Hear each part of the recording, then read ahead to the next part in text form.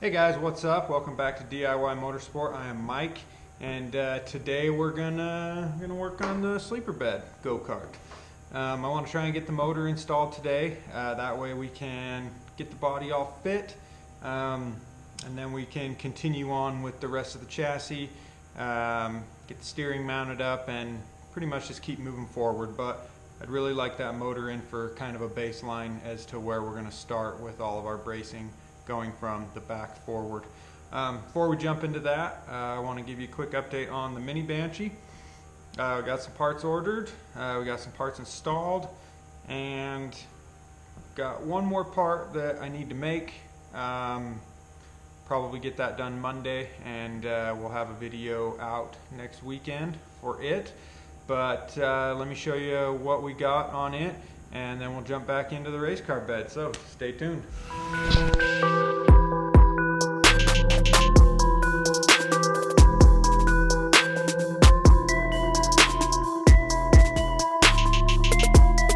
Okay guys, so we got the motor pulled out again, and I went ahead and just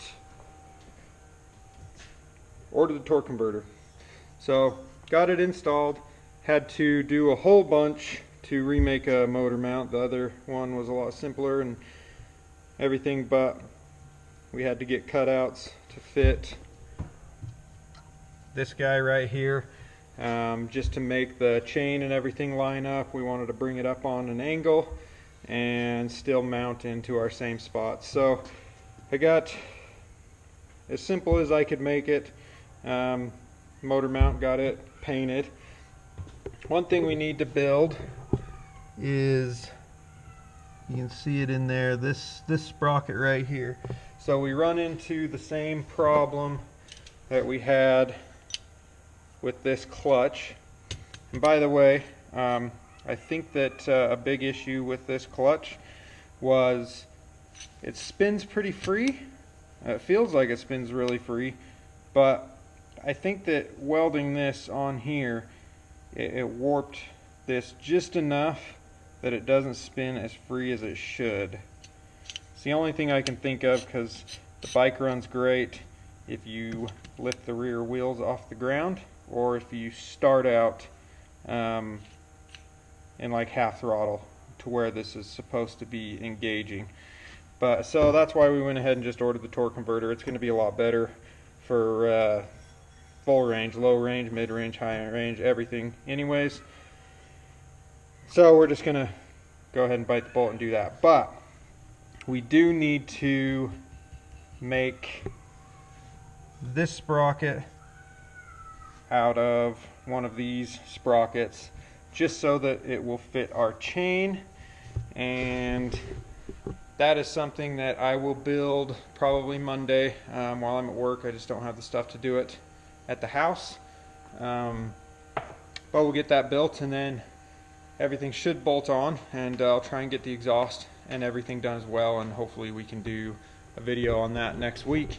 So they did send 2 different sprockets, so we just need to basically cut all the teeth off of this one, and then get another sprocket and go through and open up the center and weld it onto this little hub, and then it should slide in and everything should work great.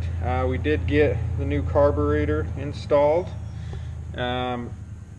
Also got the thumb throttle on, and it's all installed and ready to go. So really that's all we're waiting on.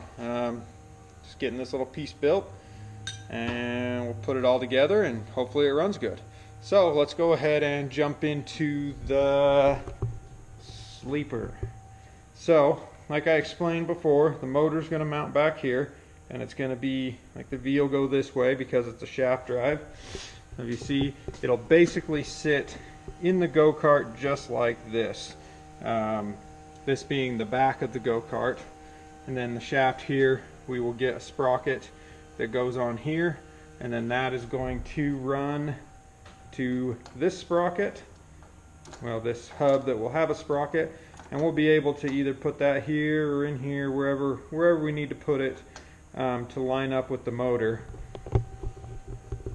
Here's the issue though.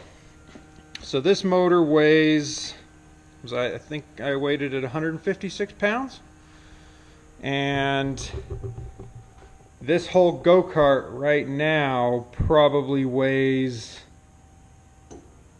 I don't know, 45, 50 pounds, maybe 60. Either way, not very much. So when you put all that weight back here,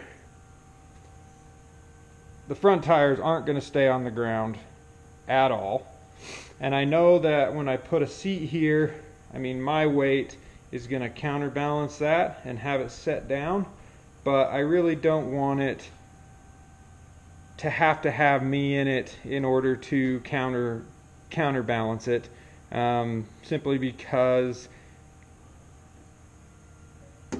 I just don't want to, and I'd rather have more weight forward. I'd rather have more weight on the front tires for steering and stuff like that. So we are going to put the motor in the front or in the rear, and then we are going to start setting weights and see what we need to get added to it to get the front down on the ground.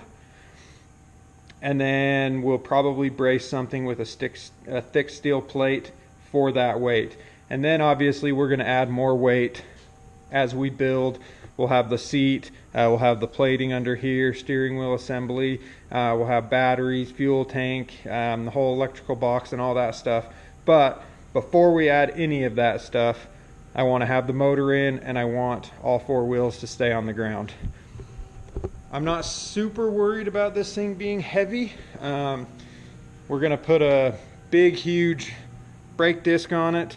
With a 2-piston caliper, it should stop really easily, and it's going to have plenty of power to lug it around. So if we're not necessarily going for a whole bunch of weight saving here. That being said, I don't want to add a whole bunch of excess weight that we don't need. So let's go ahead, we'll start working on the motor mounts. We're going to tie in to these mounts right here and right here. This side will be pretty simple. We'll just build some brackets that tie these two together, and then we'll just have standoffs that come down and mount to the frame. And this will probably all be bolt in and bolt into here so that we can remove the mounts. This side will be a little bit more difficult just because we need to clear the chain. So if we just build a bracket right here and have standoffs coming out, it's going to be right in the way of the chain. So we're going to have to look at that as we start building. So we're going to do this video a little bit different than we usually do. I know most of my videos have a whole bunch of time lapses in them, and we're going to get away from that with this video. Basically, I just want to explain what I'm going to do, and then off camera I'll kind of build the parts that I need, and then when we come back I'll kind of show you what we got and explain it a little bit more. So leave your comments below and tell me what you like better. I'm not opposed to doing it either way, but whatever's going to be a little bit more enjoyable for you, to where you're not just watching part of it, skipping through, watching part, skipping through. So leave your comments below, tell me what you think, and let's get started.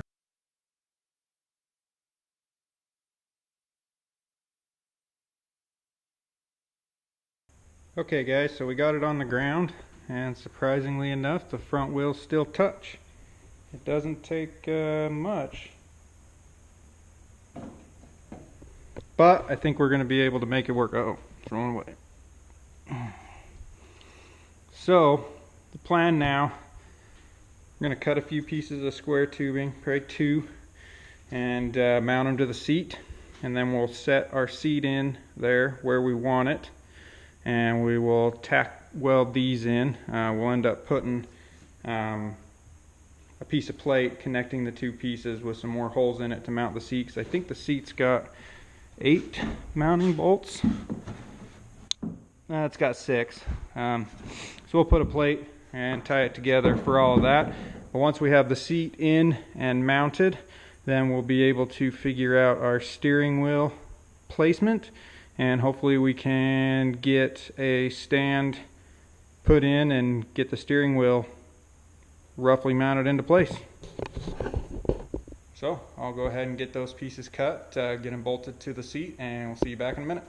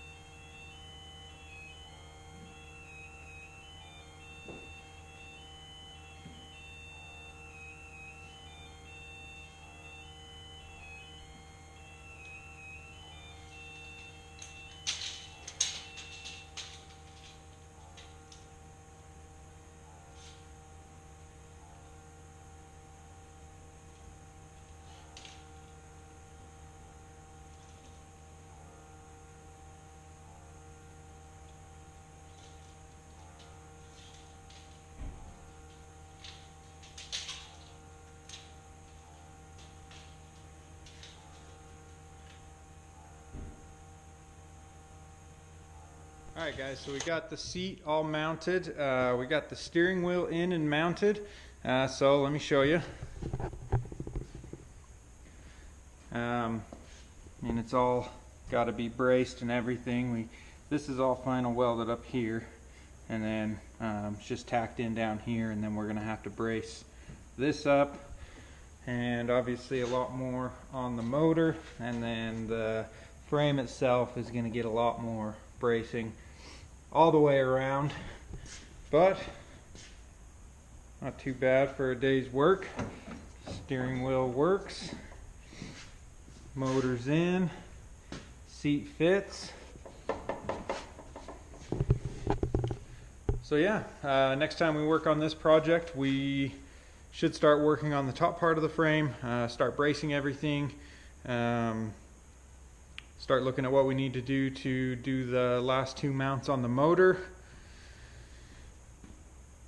and the list goes on and on. That's going to be it for today's video. On the next video, we'll start working on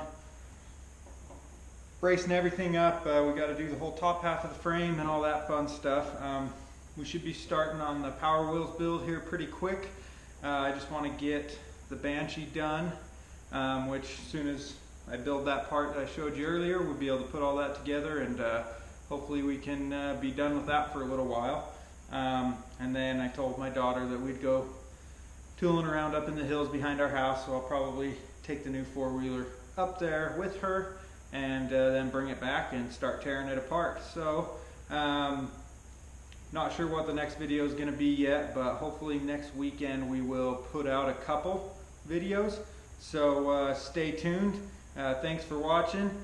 Please subscribe and leave your comments below and let me know what you guys think as far as the way the videos are being filmed. If you like just cutting through to where we got something done and explaining it, or if you like having the just all the scenes where I'm actually doing the work. So again, thanks for watching, and we'll see you next time.